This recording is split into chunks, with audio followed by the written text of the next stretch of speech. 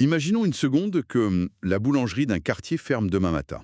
Et pas juste pour les congés, hein, à cause d'une grosse défaillance bancaire ou d'une rupture totale des chaînes d'approvisionnement. Ouais, le scénario catastrophe classique. C'est ça. Eh bien, dans ce cas de figure, combien de jours est-ce que cette communauté locale pourrait tenir en échangeant uniquement ses propres compétences? Bah, soyons réalistes, la plupart des quartiers plongeraient dans le chaos au bout de 48 heures, quoi. Carrément. On est devenu ultra dépendant d'un système gigantesque qu'on ne contrôle absolument pas. Mais aujourd'hui, pour cette nouvelle exploration approfondie de nos sources, on va se pencher sur des documents qui abordent ce scénario. Et le truc fou, c'est qu'ils ne voient pas ça comme une apocalypse, mais vraiment comme une opportunité de changer les règles du jeu. C'est un renversement de perspective qui est super radical. Moi, c'est ce qui m'a tout de suite accroché quand on a commencé cette analyse. Pareil pour moi. On a devant nous une documentation incroyable, des manifestes, des règles de jeu communautaires, des essais philosophiques. L'objectif, c'est de décortiquer cette véritable boîte à outils qui s'appelle l'écosystème Latereco. Latereco, ouais. C'est un acronyme en fait pour, attends, que je lise bien, localiser des alternatives de transitions éthiques en réseau relationnel d'échange de connaissances opérationnelles. C'est un peu long comme nom. Un peu technique, ouais. Mais l'idée, c'est de quitter ce qu'ils appellent la pyramide, donc notre monde de dette, pour construire un archipel, un réseau humain souverain. Et d'ailleurs, pour comprendre ça, faut vraiment regarder le parcours du créateur de ce système. Parce que c'est pas juste un théoricien de l'économie. Non, c'est quelqu'un qui a un parcours super singulier. Les sources parlent beaucoup de sa quête personnelle. On y trouve des références à des jeunes initiatiques, par exemple, Ah oui, j'ai vu ça. et aussi tout un travail d'harmonisation qui s'inspire des enseignements d'Omram Mikhail Ivanov. En fait, c'est une quête perpétuelle, toujours renouvelée, vers l'harmonie de l'être. Ouais. Et l'idée, c'est que cette harmonie individuelle, elle doit ensuite déborder pour atteindre une harmonie globale.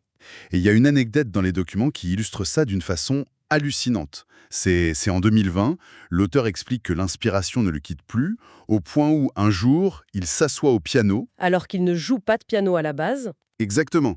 Zéro solfège, il connaît pas les notes, il a jamais pris une seule leçon. Et pourtant, il se met à faire une pratique intuitive, de l'improvisation pure. Il décrit ça comme, en fait, comme un état de flow. il se laisse complètement traverser par l'inspiration. C'est ça, la vie coule en harmonie. Il y a même une vidéo YouTube de ce piano intuitif dans nos sources, c'est assez fascinant à voir. Et c'est exactement cette fluidité-là qu'il essaie d'injecter dans son projet de société. C'est une super métaphore. Parce que si on refuse la partition rigide de, disons, d'un État hyper autoritaire, il faut quand même que les instruments soient accordés. Sinon, c'est juste la cacophonie. Ouais, c'est le chaos. Voilà. Et c'est pour ça que l'Atereco, avant même de parler de panneaux solaires ou de permaculture, consacre ses 9 premiers chapitres à, et c'est leur terme, reprogrammer l'être. Le sanctuaire intérieur, comme ils disent. Passer du programme de prédation au protocole d'accueil. Bon, par contre, je t'avoue que la terminologie m'a un peu perdu au début. C'est vrai que c'est pointu. Ils décrivent l'humain comme un système hybride, adaptogène, qui se nourrit d'informations, de biophotons. Qu'est-ce que c'est concrètement? Alors, pour faire simple, un système adaptogène, c'est juste l'idée que notre corps et notre esprit s'adaptent constamment au stress de notre environnement. Ok. Et les biophotons, c'est lié à l'idée qu'on n'est pas juste des moteurs qui brûlent des calories, on est comme des antennes, on absorbe les fréquences, la lumière, le contact avec les éléments. Donc si l'environnement relationnel est toxique, la communauté entière tombe malade. Exactement. D'où leur insistance sur des règles d'hygiène de communication ultra strictes. Ils utilisent la charte de l'esprit paisible et ils s'appuient à fond sur les accords Toltec. Ah, les fameux accords Toltec, du genre ne rien prendre personnellement. Voilà, que ta parole soit impeccable, ce genre de choses. Mais attention, ici, c'est pas juste du développement personnel pour se sentir bien le matin. Non. Non, c'est pensé comme le système immunitaire de l'archipel. Imagine un éco-village où quelqu'un critique la façon dont le compost est géré. Le grand drame des écovillages, le compost. Mais carrément. Si l'ego du responsable est blessé, il y a des clans qui se forment, des ressentiments, et le réseau explose. Les accords Toltec, ça sert de pare-feu contre ces virus sociaux que sont la médisance et les conflits d'ego. Ok, je comprends la mécanique. Mais je me fais un peu l'avocat du diable, là. On parle d'un monde où les banques s'effondrent, où il n'y a plus à manger dans les supermarchés. Est-ce que pacifier son petit ego en faisant du piano intuitif, c'est vraiment suffisant pour réparer une macroéconomie brisée? C'est la réaction normale de penser ça. Mais dans l'analyse de la Terreco, réparer l'ego, c'est la stratégie de base indispensable. Parce que si tu rassembles des gens terrifiés, qui sont encore dans la compétition, et que tu les mets dans un éco-village, ils vont juste recréer une mini-pyramide. Ah ouais? une reproduction miniature du système capitaliste. Tout à fait. Il y aura des chefs, de la thésaurisation, des luttes de pouvoir. Le village va imploser tout seul, sans même qu'une menace extérieure n'intervienne. C'est pour ça qu'il parle de polyténérétique. Polyténérétique avec un E accent aigu. J'ai noté ce mot. Ouais. La différence avec la politique classique, c'est quoi? La politique classique gère la rareté, le manque de budget, de ressources et les conflits que ça génère. La politique de la Terre Éco, une fois que l'ego est calmé, elle gère l'abondance. L'abondance? Ouais, l'abondance, des talents humains, du temps. C'est une déprogrammation obligatoire pour que la confiance totale puisse remplacer l'euro ou le dollar. D'accord, donc on a des humains pacifiés, la confiance règne. Super. Mais la confiance, ça répare pas une toiture qui s'effondre. Faut bien organiser l'échange matériel à un moment. Absolument. Et c'est là qu'on arrive à la section 2 de nos sources, qui m'a vraiment fait sourire. Pour organiser cette économie résiliente, sans retomber dans les vieux travers, ils utilisent un jeu de société. Le jeu La Terre Éco, c'est brillant d'un point de vue de l'ingénierie sociale. C'est pas un Monopoly pour s'amuser le dimanche, c'est un véritable outil d'organisation. Avec 90 thèmes répartis en 3 pôles, c'est ça? L'être, le foyer et la société. Et la mécanique est calquée sur un calendrier perpétuel de 4 saisons. Le printemps pour faire émerger les projets, l'automne pour les récoltes matérielles. Voilà, et ça synchronise tout le monde, ça crée une sorte de résonance collective. Ils appellent ça un égrégore. Imagine des milliers de personnes qui réfléchissent aux mêmes solutions de survie locale en même temps. Et le cœur du réacteur de tout ça, c'est l'événement physique qu'ils appellent le loto des connaissances. Ça, c'est génial. C'est vraiment l'image que je préfère. C'est structuré comme un vrai loto de village avec la machine, les boules. Mais tu gagnes pas un filet garni? Non, tu tires au sort des offres et des demandes de compétences. C'est une sorte de Tinder de l'entraide. Exactement ça. Quelqu'un se lève et dit « j'en sais rien, moi je sais tailler les arbres fruitiers ». Et à l'autre bout de la salle, un mec dit « ah génial, moi je galère avec mon verger et en échange, je peux t'aider à configurer ton réseau radio ». Sauf que pour échanger ces services, sans revenir au troc pur et dur qui est un peu contraignant, ils ont une monnaie, la monnaie temps. Et là, 1 minute offerte est égale à 1 unité. Ils gèrent ça avec des plateformes libres comme Cyclos, ouais. Mais attends, d'un point de vue purement économique, c'est pas une régression totale, ça? Comment ça? Le marché actuel estime qu'une heure de travail d'un chirurgien ou d'un PDG, ça vaut 1000 fois l'heure d'un agent d'entretien. Avec la monnaie temps, l'heure de comptabilité complexe vaut exactement la même chose que l'heure passée à ramasser des feuilles mortes. Oui, et c'est exactement l'effet recherché. C'est un nivellement hyper radical. La monnaie temps utilise la seule vraie métrique universelle, le temps biologique. Ah, tu veux dire que 60 minutes de ma vie me rapprochent de la mort de la même façon que toi? C'est un peu morbide dit comme ça, mais oui, c'est universel. Ça neutralise complètement l'intérêt bancaire. Tu peux pas mettre ta monnaie temps sur un livret A pour générer des intérêts. Tu peux pas spéculer dessus. Et ça doit circuler vite pour être utile. Exactement. Et le fait de passer par le format du loto, du jeu, ça lève un énorme frein psychologique. Lequel? La honte. Dans notre monde, demander un service gratuit, c'est vu comme de la charité, ça met mal à l'aise. Mais si c'est un jeu, il n'y a plus de honte. Tu joues avec la communauté. C'est super malin, donc on a un réseau social hyper solide. Sauf que si demain il n'y a plus d'électricité ou de gaz, le réseau virtuel il va vite montrer ses limites. Tout à fait, l'archipel doit s'ancrer dans la matière. Et c'est là qu'on découvre que ce qu'ils appellent de façon assez épique, l'espace Armageddon. Le nom fait un peu peur, mais c'est ultra pragmatique en réalité. Ouais, ce sont des tiers-lieux physiques. Des lieux communautaires dédiés à la low-tech. Des poêles de masse, des systèmes de phytoépuration, des ateliers partagés.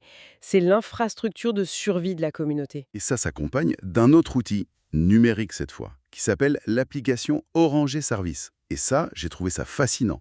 C'est basé sur la géolocalisation pour des microservices de moins de 10 minutes. Ouais, c'est la couche de courtoisie du système. Genre, tenir la porte de l'immeuble, surveiller un vélo pendant qu'on va acheter une baguette. Et le truc dingue, c'est qu'il n'y a zéro échange d'argent. Et même pas de monnaie-ton. C'est juste de la courtoisie pure. C'est pour hacker nos cerveaux capitalistes. Carrément. En fait, on est tellement habitué à ce que chaque interaction soit monétisée que si un inconnu gare ton vélo gratuitement, ça te choque presque.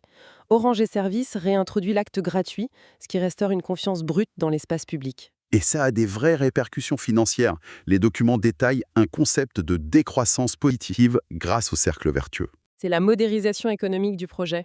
Ouais. Ils disent que grâce à l'entraide et la monnaie temps, un foyer peut réduire son budget classique d'environ 10%. Et attention, l'idée, c'est pas d'utiliser ces 10% pour s'acheter le dernier smartphone. Non, on est d'accord. L'idée, c'est de les réinvestir dans sa propre résilience. Des panneaux solaires, des récupérateurs d'eau, de l'alimentation locale. Et selon eux, en 5 ans, un foyer peut devenir quasiment autonome. Le succès ne se mesure plus par le produit intérieur brut, le PIB, Mais par le BIB, le bonheur intérieur brut. c'est super inspirant. Mais on va pas se mentir, il y a un énorme éléphant dans la pièce. Je vois où tu veux en venir. Si on commence à avoir des millions de citoyens qui créent une économie parallèle, qui arrêtent de payer la TVA sur leurs services, qui vident les supermarchés, l'État et les grandes entreprises ne vont pas arrêter là à applaudir. Ça ressemble à de la dissidence totale. Et les concepteurs de l'Atereco en ont parfaitement conscience. Ils anticipent des frictions très lourdes, du lobbying féroce de la part des industries, des pressions fiscales de l'État qui pourrait voir ça comme du travail dissimulé. Et alors, c'est quoi leur stratégie de défense? Des manifs? Des barricades? Pas du tout. C'est l'opposé de la confrontation violente. Ils parlent de complémentarité. C'est résumé par une métaphore géniale dans les textes. La puissance de cristal contre la puissance de granit. Vas-y, explique-nous ça. Le système actuel, avec sa finance haute fréquence, son intelligence artificielle, ses supply chains mondiales, c'est le cristal. Ok. C'est ultra perfectionné, c'est dur, mais c'est structurellement super fragile. Un virus, une guerre, un canal bloqué, et pouf, le cristal se fissure et explose. Alors que l'archipel Latéréco, c'est le granit. Voilà. Le granit, c'est une roche composite faite de plein de petits minéraux compressés.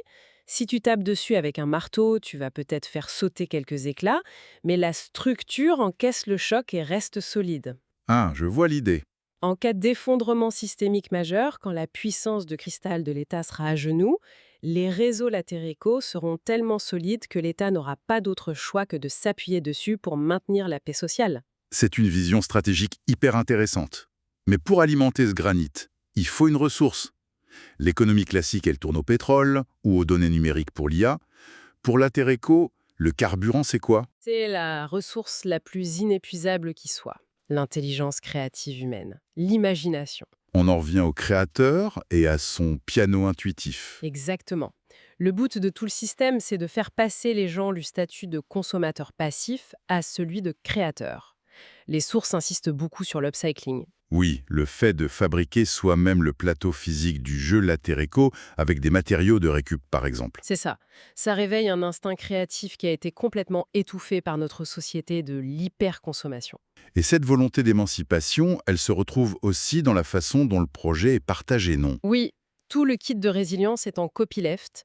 C'est libre, gratuit, non commercial. L'auteur refuse complètement la position du gourou. Il s'appelle lui-même un semeur ou un hacker dans la forêt. J'adore cette image. Il libère le code source d'un nouveau monde et il disparaît. Et cette méthode de propagation, il l'oppose à l'algorithme financier. Et je les appelle ça l'algorithme du vivant. Comme la sève d'un arbre. Oui. La sève, elle va pas spéculer en stockant tout dans les racines pendant que les feuilles meurent. Elle distribue équitablement pour que l'arbre tout entier prospère. L'image de l'arbre et du hacker forestier, franchement, c'est de la poésie. Mais face à des monnaies numériques de banque centrale, programmables, face à la reconnaissance faciale, au score de crédit social, est-ce que s'inspirer d'un arbre, c'est pas un peu naïf pour affronter la tyrannie technologique qui arrive? C'est une objection légitime. Mais les textes géopolitiques du projet montrent que cette apparente naïveté est en fait une tactique de contournement redoutable. Asymétrique, c'est ça? Ouais. Réfléchis à comment fonctionne le capitalisme de surveillance. Il se nourrit de quoi? De nos données. De nos clics, de nos transactions bancaires, Exactement. de la prévisibilité de nos achats. Mais si du jour au lendemain, tu utilises l'application Orange pour aider ton voisin gratuitement, et que tu utilises la monnaie temps pour échanger un cours de piano contre un panier de légumes, que se passe-t-il? Tu génères zéro donnée financière. Voilà, tu deviens littéralement illisible pour les algorithmes du panopticon financier. Tu sors du radar. L'intelligence artificielle, elle ne sait pas modéliser ni tarifer un acte gratuit guidé par l'intuition. C'est brillant. En fait, en remplaçant l'euro par du temps partagé et en assumant notre créativité, on rend les outils de contrôle obsolètes. C'est tout à fait ça. Le système ne peut pas contrôler ce qu'il ne comprend pas. C'est donc vraiment une architecture de libération de bout en bout. On commence par apaiser l'être dans sa tête. Ensuite, on utilise le jeu et la monnaie-temps pour réapprendre à échanger. On s'ancre dans le concret, avec des espaces low-tech, et on se protège du contrôle numérique grâce à notre imprévisibilité créative.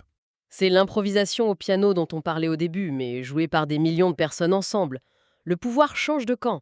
On n'attend plus un sauveur, on construit notre propre abondance. Et ça nous amène à la conclusion, avec cette pensée un peu vertigineuse, lâchée presque l'air de rien, à la fin des sources. L'hypothèse de la simulation. Ouais. L'idée que notre réalité elle-même, avec tous ses problèmes, l'inflation, les guerres, ce serait en fait une immense école de conscience. Une sorte de jeu vidéo ultra réaliste où la règle numéro un, c'est l'amnésie. On aurait tous oublié notre nature divine pour pouvoir expérimenter la peur, le manque, mais aussi le courage. Ça donne le vertige. Parce que si c'est vrai, et que nous sommes à la fois les joueurs et les programmeurs de cette expérience, Bah, que se passe-t-il le jour où on se réveille? Le jour où on se souvient qu'on peut improviser et modifier le code. Imaginons que des millions de personnes décident en même temps qu'une minute de connexion humaine avec un voisin, ça a une valeur infiniment supérieure à n'importe quelle dette imposée par une banque. la puissance de cristal du vieux monde s'évapore toute seule. Exactement, c'est l'invitation ultime de la Terreco. Reprendre la manette et surtout repenser la véritable valeur de la toute prochaine minute que l'on va choisir d'offrir au monde. Ça fait réfléchir. Vraiment. Merci de nous avoir suivis pour cette exploration. Prenez soin de vos prochaines minutes.